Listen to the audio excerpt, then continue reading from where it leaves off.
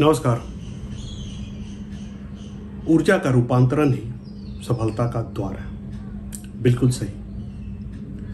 हम जो कुछ भी आसपास हमारे देखते हैं, ये एरोप्लेन, ये ट्रेन, ये मोबाइल, यह मानव द्वारा ही बनाया गया है। और अगर मानव को हम कह दें तो प्लेन के जैसा उड़ो, तो क्या मानव उड़ सकता है? बिल्कुल नहीं। उसी प्रकार से अगर हम मानव के सामने यह कहें कि तुम ट्रेन के इतना स्पीड दौड़ो तो क्या वो दौड़ सकता है? बिल्कुल नहीं। उसी प्रकार से अगर मानव को हम कह दें कि इस बॉल के इतना तेज रोशनी दो तो क्या वो दे सकता है? बिल्कुल नहीं। इसका मतलब सीधा सीधा है कि मानव के पास अथाह शक्ति है, लेकिन वह शक्ति रूपांतरण खोजता है। मानव यानी इंसान जिस दिन ऊर्जा का रूपांतरण जान जाता है, वह आविष्कार कर बैठता है। वह कुछ ऐसा खोज पाता है जो कि समाज, देश और पूरा विश्व को बदलने की क्षमता रखता है। जैसे मोबाइल टेलीफोन, जैसे इंटरनेट, जैसे कंप्यूटर, जैसे ये ट्रेन, जैसे ये हवाई जहाज। इस तरह के हजारों चीज़ों का नाम जुड़ाया जा सकता है या गिनाया जा सकता है जो मानव द्वारा निर्मित हुआ और मानव को ही आज बौना बता देता है। आप ट्रेन के सामने खड़ा होइए और आप देखिए कि किस स्पीड और किस धमक के साथ वो आगे निकल जाता है। उसी प्रकार आप हवाई जहाज के सामने खड़ा होइए तो देखिए किस विशालता के साथ वो उड़ जाता है।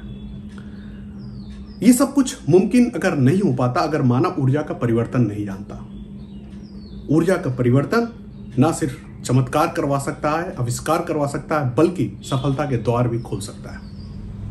वह द्वार जो वर्षों से बंद थी, वह द्वार जो लाख चाहने के बाद भी खुल नहीं रही थी, वह मुकाम जो हासिल नहीं हो पा रहा था, वह सिर्फ ऊर्जा के बदलाव से किया जा सकता है। और ऐसा होता है।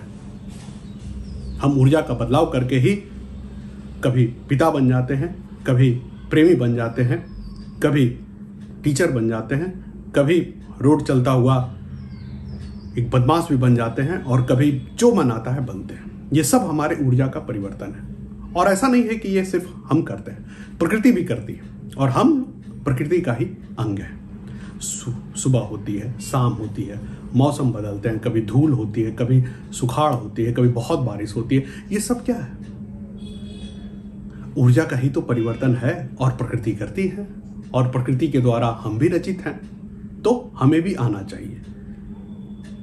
अगर ऊर्जा आपको बदल रही है तो आप वह इतना ही पाएंगे या वहां तक ही पहुंचेंगे जहां तक वो ऊर्जा सक्षम रहेगी।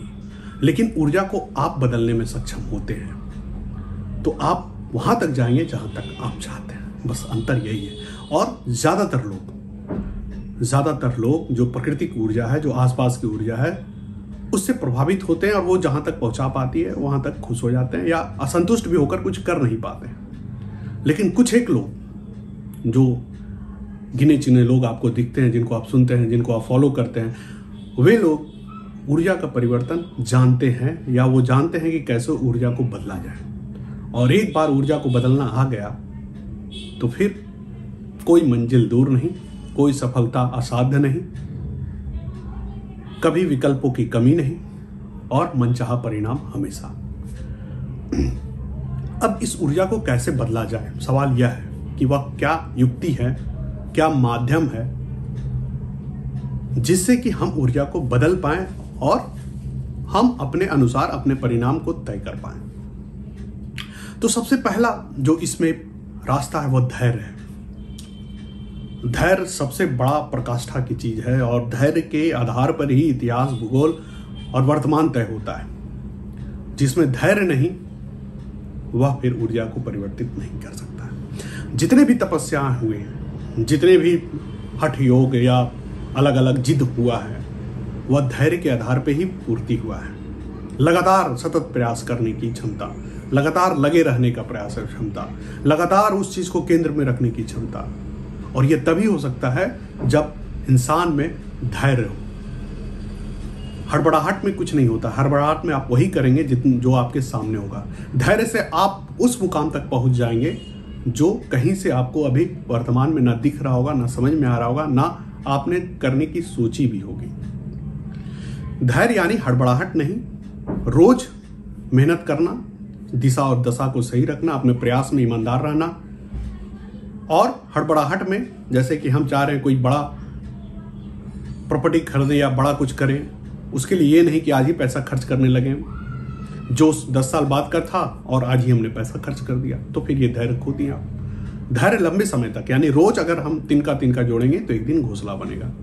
वो धैर्य बूंद बूंद जोड़ेंगे तो पानी एक बाल्टी बनेगा, ये धैर्य। तो धैर्य सबसे पहला इसमें स्थान पाता है। दूसरा अगर स्थान की बात करें तो कोई भी अगर मनपसंद चीज है आपका, अगर कुछ ऊर्जा का परिवर्तन चाह रहे हैं और आपके मन नहीं हो रहा कि वो काम करें, तो जो मनपसंद चीज है जिसमें सबसे ज्यादा आपकी ऊर्जा जाती है, समय जाता है, ध्यान जाता है, उसको छोड़ दीजिए। वो कोई भी आदत हो सकता है, बहुत निजी आदत भी हो सकता है, बहुत सार्वजनिक आदत भी हो सकता है। वो आपको तय करना है कि कौन सा मनपसंद चीज आपके पास है जो कि दिक्कत कर रहा है, बार बार वो आकर्षित कर ले रहा है। आप चाह कुछ और रहे हैं, बार बार वहां पे जाके आप फंस जा रहे हैं। उसका त्याग करिए, उसके प्रयोग में कमी लाइए। अगर दिन में 10 बार करते थे, चाय पीते थे, खाना खाते थे, तो उसको कम करिए, सीमित करिए और धीरे धीरे छोड़ने की कोशिश करिए। इससे वहां से जो ऊर्जा मुक्त होगी, आपका ध्यान जब वहां से हटेगा तो वह सही दिशा में लगेगा जहां आप लगाना चाहते थे। तो मनपसंद चीजों का त्याग करिए। अब तीसरे अगर उपाय की बात करें तो युक्तिपूर्वक यानी कि हर आदमी में कुछ ना कुछ ऐसी युक्ति होती है जिससे वह मूड बना लेता है, जो कहते हैं ना मूड बना लेते हैं।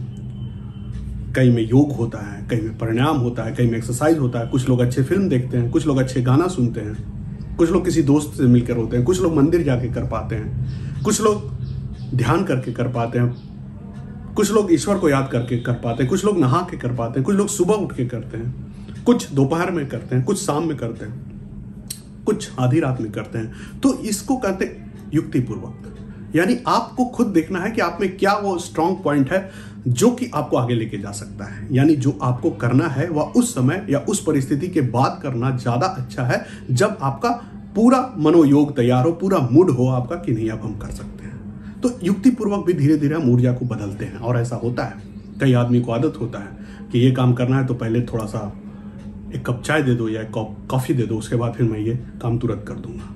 तो इसको कहते हैं युक्तिपूर्वक मूड बनाना या ऊर्जा में परिवर्तन। यह भी काफी कारगर उपाय है। अब जो अगले विकल्प की हम बात करेंगे वह यह है कि दूसरों को देखकर, समझकर, सुनकर। वर्तमान जो युग है वह सूचना प्रौद्योगिकी का युग है। वह ऐसा युग है जब आपके पास अथाह भंडार है सूचनाओं का, ज्ञान का, और आपके हाथ में है, जिसमें YouTube चैनल है, जिसमें अन्य चैनल है, कई सारे इस तरह के माध्यम है जहां से आप ज्ञान प्राप्त कर सकते हैं। आप उन लोगों को सुनकर प्रेरित कर सकते हैं, रास्तों की तलाश कर सकते हैं जो पहले से चल पड़े हैं। जरूरी नहीं कि वही रास्ता आपका भी होगा, लेकिन प्रेरणा तो आपको मिल ही सकता है। भाई गौतम बुद्ध ने जैसे ज्ञान को प्राप्त किया, जरूरी नहीं कि सब लोग वैसे ही प्राप्त करें। महात्मा गांधी ने जिस तरह से भारत को आजादी दिलवाई, जरूरी नहीं कि सब लोग वैसे ही आजादी दिलवाएं, लेकिन उनको पढ़कर, उनके संघर्ष को सुनकर प्रेरणा तो मिलती ही मिलती है। तो दूसरों को सुनकर या दूसरों का उदाहरण पढ़कर या समझकर भी हम ऊर्जा में परिवर्तन ला सकते हैं, या खुद को केंद्रित कर सकते हैं, या खुद को आशान्वित कर सकते हैं। तो ये भी माध्यम या यह भी जो उपाय है यह कारगर है। ये चौथा उपाय। अगर पांचवें उपाय की बात करें तो कहते हैं ना कि एक अगर बाल्टी को भरना है तो जब पानी का फोर्स तब से सबसे तेज होता है, तब आप बाल्टी में डालेंगे तो वो भर जाएगा। तो तीव्र इच्छाओं का, गौर से सुनिएगा, ये पांचवा चरण जो है वह तीव्र इच्छाओं को रोककर या उनको स्थिर करके या संतुलित करके। बिल्कुल सही। तीव्र इच्छा यानी कि अगर पैसे की आपको जमाना है या पैसा अगर जमा करना है तो जब सबसे ज्यादा इनकम आता है तब सबसे ज्यादा आप सेविंग कर सकते हैं। बात समझना आपको बहुत जरूरी है कि जब सबसे ज्यादा इनकम है तभी सबसे ज्यादा सेविंग हो सकता है। सबसे अगर लक्ष्य की ओर आपको जाना है तो तीव्र इच्छाओं को नियंत्रण कर संतुलित कर आप आसानी से कर सकते हैं। और वो तीव्र इच्छाएं कुछ खाने की हो सकती है, कुछ पीने की हो सकती है, यौन इच्छा हो सकती है, कुछ देखने की इच्छा हो सकती है, किसी से बात करने की इच्छा हो सकती है, किसी से मुलाकात करने की इच्छा हो सकती है, कहीं घूमने की हो सकती है, और कहना ना होगा कि कभी पूजा पाठ करने की हो सकती है, मंदिर जाने की हो सकती है। ये आपको देखना है कि कौन सी इच्छाएं ऐसी आती है जब आप व्याकुल हो जाते हैं, अब आपको चाहिए वो, और उसको फिर आप नियंत्रण करिए। तुरंत मत दीजिए, उसको नियंत्रित करिए, उसको टालिए, तभी वह ऊर्जा आपका जमा होगा और फिर आप जो चाहते हैं वहां पर वो लगेगा। तो ऊर्जाओं को बैलेंस करके आप वो काम करिए, लेकिन तुरंत नहीं, उसको बैलेंस होने दीजिए, उसको संतुलित होने दीजिए, उसको शांत होने दीजिए, उस ज्वार भाटा को थोड़ा सा सांस लेने दीजिए, थोड़ा आकार लेने दीजिए। उसके बाद ये नहीं कि मन में आया जैसे पहले होता था, इच्छा जागी और लग गए, ऐसा नहीं। इच्छा तो जागती ही रहती है, उसको नियंत्रित करना है, संतुलित करना है, उसके बाद फिर उस पर अमल करना है या उस दिशा में आगे बढ़ना है। तो तीव्र इच्छाओं को संतुलित करके ही आप ऊर्जा को बदल सकते हैं, और ये वो समय है जब आपके पास अथाह ऊर्जा होगी और आप जो जमे हुए इच्छाएं हैं या जो जमी हुई ऊर्जा है उसको आप बदल सकते हैं। तो ये एक कारगर उपाय है तीव्र इच्छाओं का रोक कर या उनको संतुलित करके। उसके बाद जो अगला उपाय है वह है कि गौण इच्छाओं को आकार देकर। गौण इच्छा यानी वह काम जो आप नहीं करते थे, बिल्कुल सही। आप कभी गाड़ी नहीं धोते थे, आप कभी झाड़ू नहीं लगाते थे, आप कभी पोछा नहीं लगाते थे, आप कभी कपड़ा नहीं साफ करते थे, कपड़े में आयरन नहीं करते थे, आप जल्दी मंदिर नहीं जाते, आप कभी किसी को दान नहीं देते थे, आप किसी से मिलना जुलना पसंद नहीं करते थे। कर डालिए, इसमें से कुछ काम करिए जो गौण इच्छा है, जो इसमें बहुत ऊर्जा नहीं आता या जिसको बहुत आप महत्व नहीं देते हैं। हो सकता है कि आपकी ऊर्जा का चाबी वहीं छुपा हो, जो आप करना चाहते हैं उसका जो बटन है ऑन ऑफ वाला वो वहीं पे छुपा हो। तो उस बटन को दबाना है तो आपको वो काम करना पड़ेगा। और आप देखिए कि कौन सी गौण इच्छाएं जो आती तो है मन में, लेकिन आप उसको कभी वैल्यू नहीं देते। आप वो काम करिए, हो सकता है कि आपकी ऊर्जा बदल जाए और आपको कहीं से प्रेरणा मिल जाए और आप पूरे दमखम के साथ अपने लक्ष्य या अपने परिणाम तक पहुंच जाए। तो गौण इच्छाओं को आकार देकर, यह भी एक काफी कारगर तरीका है, और इस तरीके को अभी अगर आपने फॉलो किया तो फिर आपको काफी अच्छा परिणाम मिलेगा। तो ये आपको 6वां उपाय था। और अगर 7वां उपाय की बात करें तो मेहनत करके। भाई सब कुछ है, ठीक है, आपने कर लिया, अगर मेहनत ही नहीं करें, और मेहनत यानी स्मार्ट वर्क।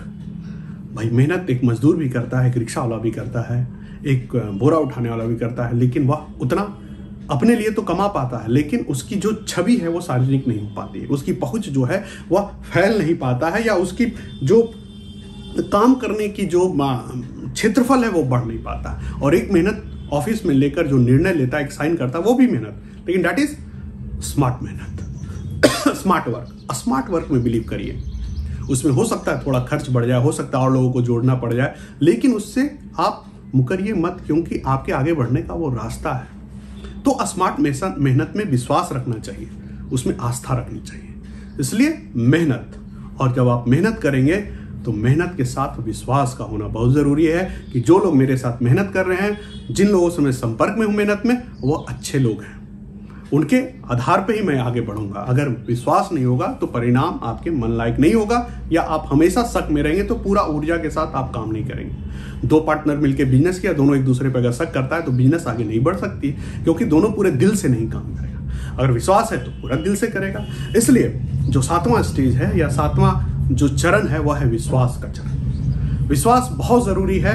विश्वास के आधार पे ही परिवार भी आगे बढ़ सकता है, समाज भी, कार्य भी, सब आगे बढ़ सकता है, देश भी आगे बढ़ सकता है। तो विश्वास होना बहुत ही जरूरी है। और अगर 8वें उपाय की बात करें तो आस्था, यानी कि अदृश्य पे आस्था, आने वाले भविष्य पर आस्था, यह बहुत जरूरी है। अगर आप सफलता के द्वार ऊर्जा परिवर्तित करके खोलना चाहते हैं तो आस्था का होना जरूरी है कि हम जिस लिए कर रहे हैं, जिस सकारात्मक सोच के साथ कर रहे हैं, वो आने वाले भविष्य में मुझे मिलेगा ही मिलेगा।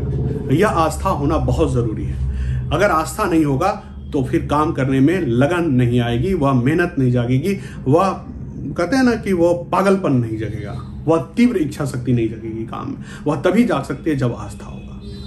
तो ये कुछ आपको 8-9 उपाय मैंने बताए हैं अभी, मुझे लगता है, और यह उपाय करके आप अपने अंदर की ऊर्जा को आकार दे सकते हैं, उसे केंद्र दिखा सकते हैं, उसे लक्ष्य बता सकते हैं। और एक बार वो जान गया, देख गया, समझ गया तो वह आकार लेगा और निश्चित ही आपके सामने सफलता का द्वार खुला होगा। और आप जो चाहेंगे, जितना चाहेंगे, जब तक चाहेंगे, आपको मिलेगा ही मिलेगा, निश्चित मिलेगा। तो इसके साथ ही धन्यवाद, फिर मिलते हैं।